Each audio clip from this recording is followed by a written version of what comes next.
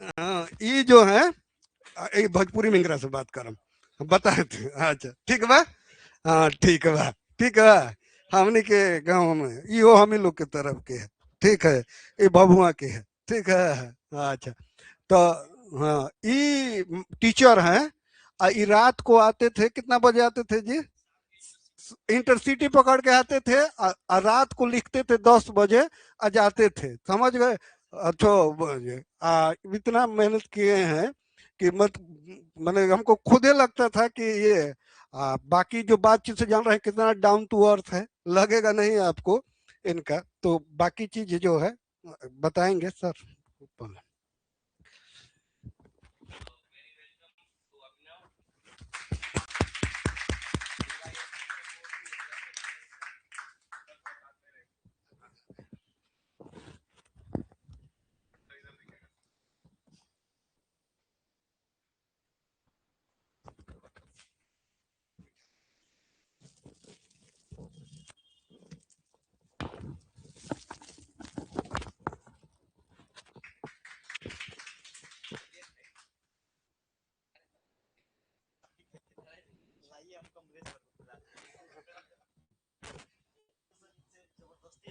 हाँ, ये करो के जाना है रात में हम को तो जाके हम तरह के भेज देम कि स्कैन करके भेज दे।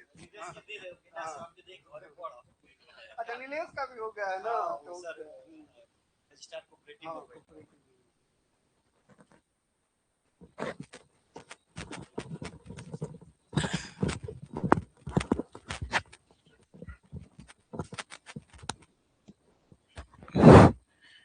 तो हिंदी माध्यम से इनका सिलेक्शन हुआ है ना, और हिंदी माध्यम से 183 रैंक आया इस बार। हिंदी माध्यम का तो रिजल्ट देखा इस बार थोड़ा सा डिफिकल्ट रहा, लेकिन उसमें 183 रैंक लाना, यानी विश्वास तो है अभी भी हिंदी माध्यम, है कि नहीं? जो 25-30 रैंक रहता, और ठीक है कोई बात नहीं, डीवाईएसपी मिल चुका है, और इस बार भी मेंस इन्होंने लिखा है 71st का, है ना? तो और भी बेहतर रिजल्ट की संभावनाएं हो सकती हैं वैसे, है कि नहीं?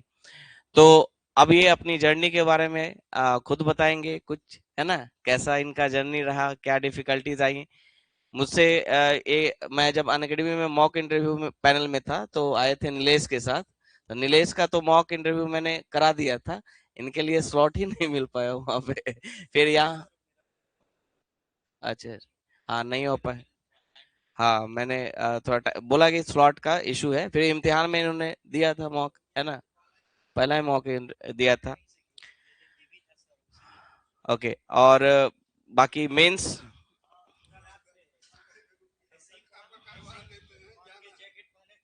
हम्म।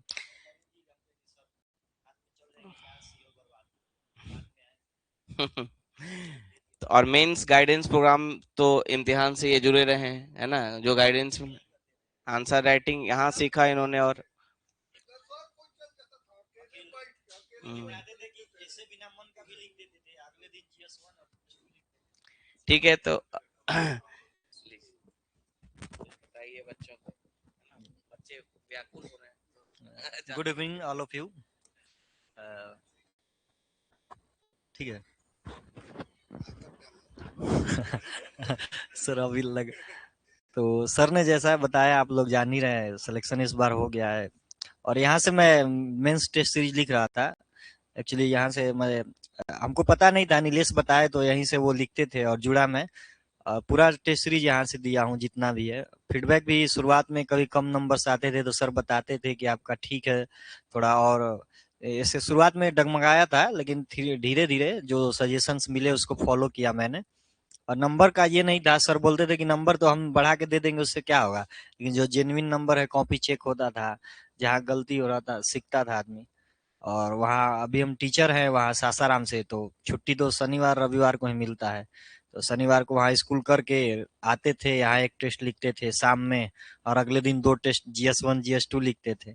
क्योंकि बंद रहता था रविवार को तो नवीन जी बहुत सुबह सुबह ही आ जाते थे, इनको भी दिक्कत होता था लेकिन आते थे। ये बहुत मैनेजेबल पर्सन है, पर्दा के पीछे इनका भी बहुत हाथ है। हाँ तो बाकी आप लोग कुछ पूछना चाहें तो।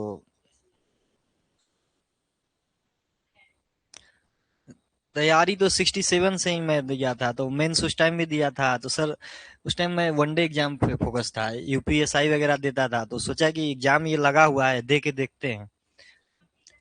नहीं, उस टाइम टीचर नहीं थे, उस टाइम कुछ नहीं थे हम। एमएससी खत्म हुआ था मेरा, और यूपीएसआई का फॉर्म आया था, तो वहाँ फिजिकल वगैरह नहीं हो पाया मेरा।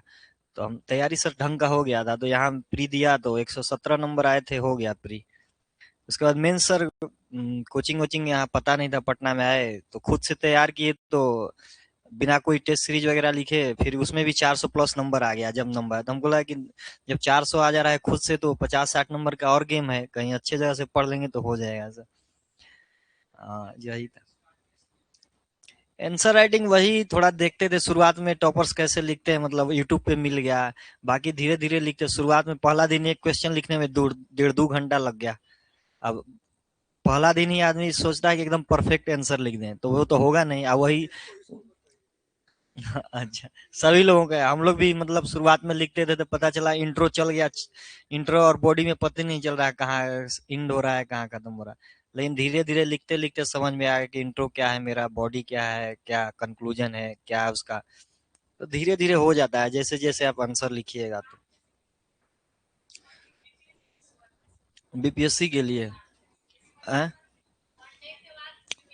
इसके बाद मेरा फैक्ट वगैरह सही हो गया था। उसके बाद जो बुक्स था वो पढ़ना स्टार्ट कर दिया था, कंसेप्चुअल, हाँ एनसीईआरटी वगैरह, कुछ लेक्चर्स भी देखे यूट्यूब पे मैंने। हाँ, एनसीईआरटी तो अब तो पूरा याद ही हो गया है, साइंस पढ़ा रहे हैं वहाँ तो पूरा।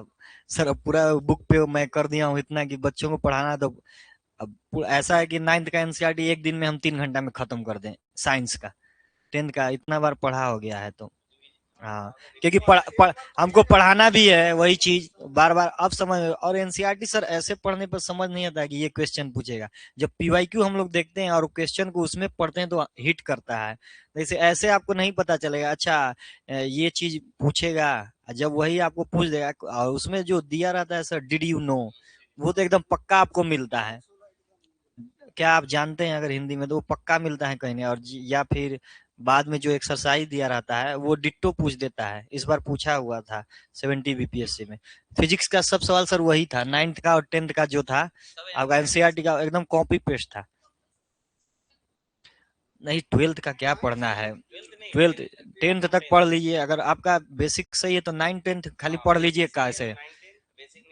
हाँ, अगर बेसिक सही है तो 9th 10th पढ़ के, अब वैसे भी सर यूट्यूब पे वीडियो है, उसको साथ में चला के करिए, समझ में आ जाएगा। थोड़ा मेहनत करना पड़ता है। कंटेंट देखिए, न्यूज़पेपर थोड़ा पढ़ते रहिए सर। न्यूज़पेपर के लिए हम जनसत्ता फॉलो करते थे। उसमें एसी के लिए सर वो रामबाड़ है, जो उसका संपादकीय आता था, वो मतलब आपको ऑनलाइन मिलेगा, टेलीग्राम पे मिल जाता है। हाँ, यहाँ पे मान लीजिए आता है, तो हम तो दूर थे तो ऑनलाइन सर। अब पेपर के हम कीड़ा आदमी थे, मतलब अब अंग्रेजी का भी सर अच्छा एडिटोरियल आता था। यही कारण है रैंक अच्छा आने का। और उसमें अब सर कोट्स वगैरह इतना था, मेरा एक कॉपी बन गया था कोट्स का। अब सोचते थे कि इसमें कौन सा कोट्स दाना अच्छा वाला। तो कोट्स आपका एक फिलर का काम करता है, मतलब जैसे आदमी सब बढ़िया से पहन लिया, ऊपर अच्छे से हेयर वर्क कर लिया तो अच्छा लगता है, ड्रेसिंग सेंस वही है सर की कोट्स, उसमें सटीक बैठना चाहिए। तो वही था कि मतलब जबरदस्ती नहीं है, आपका कोट्स हो गया, डेटा हो गया कोई, तो वही था। हाँ, केस स्टडी हो गया कोई। और खासकर बिहार, हम सोचते थे कि बिहार का एंगल आए ही, बिहार के जो भी पर्सनालिटी है, यहाँ का कल्चर है, बिहार स्पेशल लिख रहे हैं तो सर वो आता ही था, क्योंकि रीजनल टच अपना है अभी। हाँ, हाँ, छठ को डालिए, सर बोलते थे कि थोड़ा फिलोसफिकल जाइए।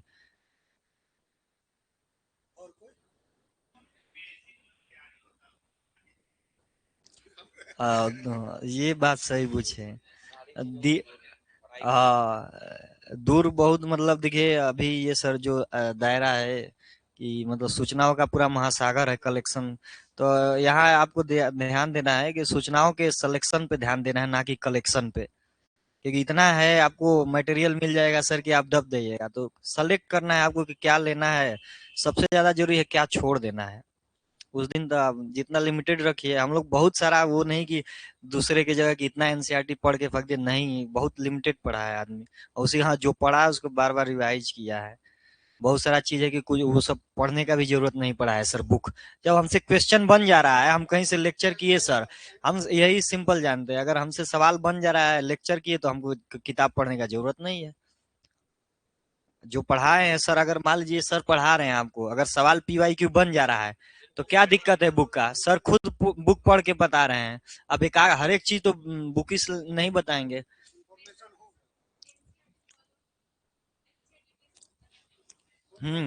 तो वही ना बोल रहे हैं। तो सर एनसीईआरटी पढ़ के पढ़ा रहे हैं, सोचिए। एनसीईआरटी कहता है लोग इतना आसान नहीं है समझना सर।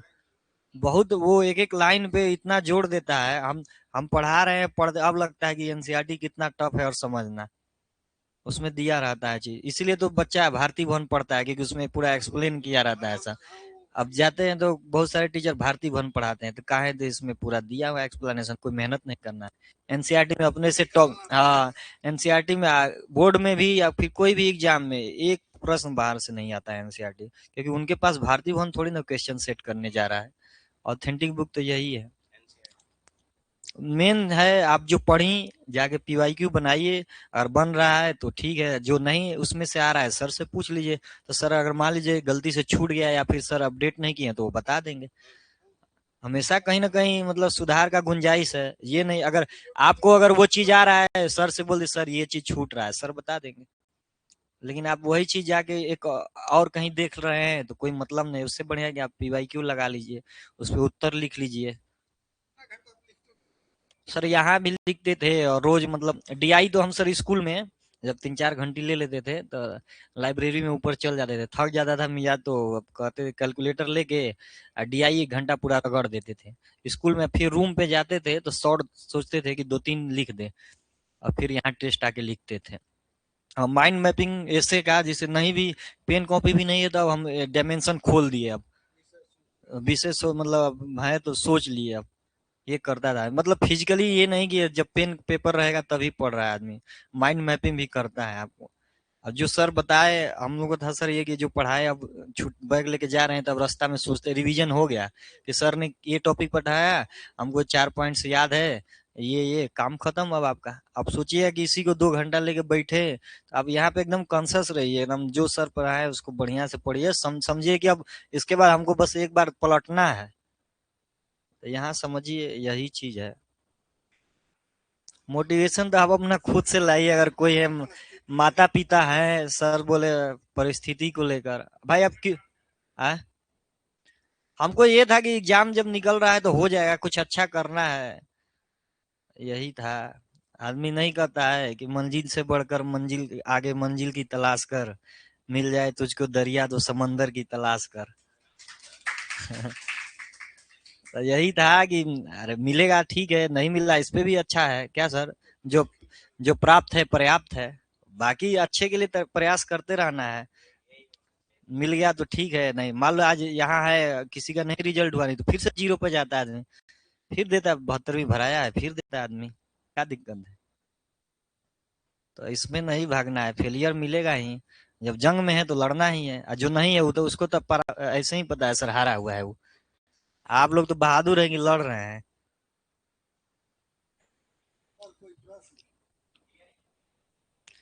DI के लिए PYQ बनाइए, और उसको एकदम मतलब वो कहता है मत जाइए, मतलब जितना बार पढ़िए प्रैक्टिस करते जाइए। बनाइए उसको, प्रीवियस PYQ सबसे बढ़िया है।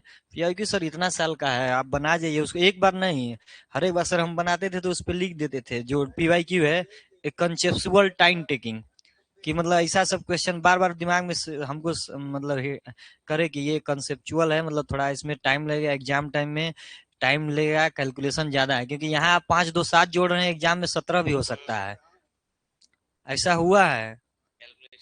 बहुत दिक्कत होता है, और आप तुरंत वो 17 की जगह हो जाएगा, तो आप जितना प्रैक्टिस करिए हो जाएगा। DI तो आदमी चाहे तो 2 लाइन में एक का आंसर लिख देगा सर। और इस बार हम रफ पेपर पे 20 नंबर का बना के आए, पता नहीं कैलकुलेट हुआ है कि नहीं। D और E मेरा 8-8 16 नंबर का, और C का सर कुछ पार्ट रफ पेपर पे आ गया है कि अब पता नहीं बोलूं। हाँ, टाइम भी 1 घंटा 10 मिनट 15 मिनट लग गया था मेरा DI में सर, फिर भी पेपर पूरा किए थे। लॉन्ग अच्छा से लिख लिए, उसके बाद शॉर्ट में वही राइटिंग थोड़ा खराब हुआ लेकिन पूरा किए हैं विद कंटेंट। हाँ, GS2 बहुत अच्छे से पूरा किए थे। ऐसे तो मतलब अपने लिए था वरदान ही, पूरा किए बढ़िया से सर।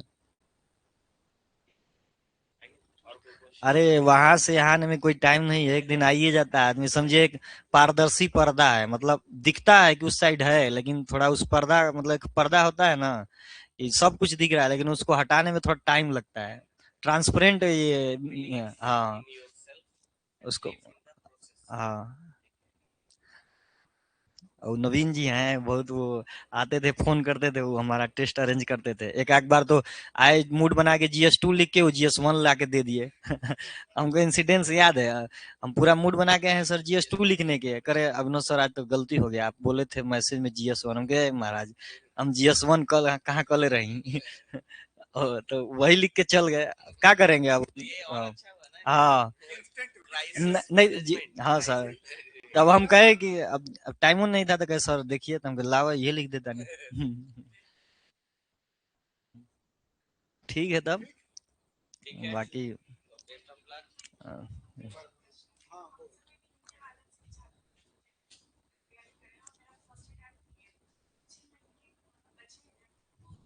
आखिरी 30 दिन में क्या हाँ, आपका नोट्स होगा ना, कुछ तो होगा फर्रा टाइप का। हाँ, मतलब उसको हम लोग फर्रा ही बोल रहे हैं कि जल्दी जल्दी रिवीजन कर ले आदमी। जितना जो भी है, मान लीजिए बड़ा ही है तो ऐसा आपका नोट्स पहले टाइम में सर रिवीजन करने में मान लीजिए इनको 1 घंटा लगेगा, दूसरे टाइम में 40 मिनट लगेगा। उसमें हर एक चीज कुछ टाइम के बाद पता हो जाएगा कि इस पेज में हमको क्या पढ़ना है, हर एक चीज नहीं पढ़ना है। सर मेरा रहता था कि मान लीजिए करंट अफेयर पढ़ रहे हैं तो जो भी मैगजीन है उस पर हम बस ऊपर और नीचे लिख देते थे कि इस पेज में खाली इतना ही पढ़ना है, 6 7 चीज पढ़ना है, बाकी सब हमको देख लिए हैं, काम का नहीं है, या फिर ये चीज भूल रहे हैं यही पढ़ना है। तो ऐसे आप PYQ तो जरूर करिए आप। PYQ मतलब समझिए अ, किसका, करंट के लिए तो अब कितना पढ़िएगा। PD अच्छा है, क्राउन भी सर, अब कितना पढ़ेगा, थोड़ा पेपर वगैरह देखते रहिए।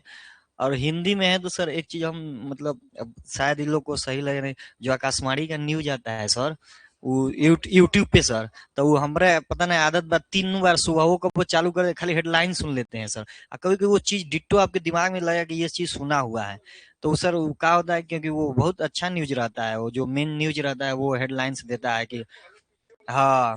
मैं तो रोज का अभी से सुनना शुरू करिए ना, तो वो 1 मिनट टाइम लगेगा, हेडलाइंस बस सुन लीजिए। वैसे ही बिहार का आता है आकाशवाणी 7:30 बजे, तो उसमें हाँ बिहार, तो वो भी आप सब्सक्राइब कर लीजिए, वो बड़ा बढ़िया है। अब तो रेडियो का जमाना नहीं है लेकिन यूट्यूब पे आता है। अभी भी हम सर अभिनव सुन लेला कि का भइल का गइल। सर तो बता ही देंगे सर, लगभग 1 साल का रहेगा।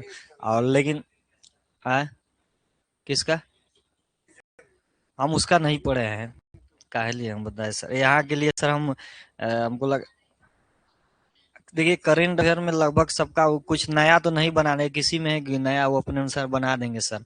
अब बाकी उतना 30 में आपको 30 करंट अफेयर का सर बहुत अलग हुआ है। स्टैटिक लोग खराब कर लेते हैं करंट। आखिरी 2 महीना बचा है, खाली करंट में मैं पढ़ाई फाल करना है। आपका static Bihar special low hanging fruit है, कितना लोग सही करता है। उसको बढ़िया से पढ़ लिए तो सर 20 में 25 हो जाएगा। आपका ये मैथ सर बहुत लोग छोड़ देते हैं, 10 में 10।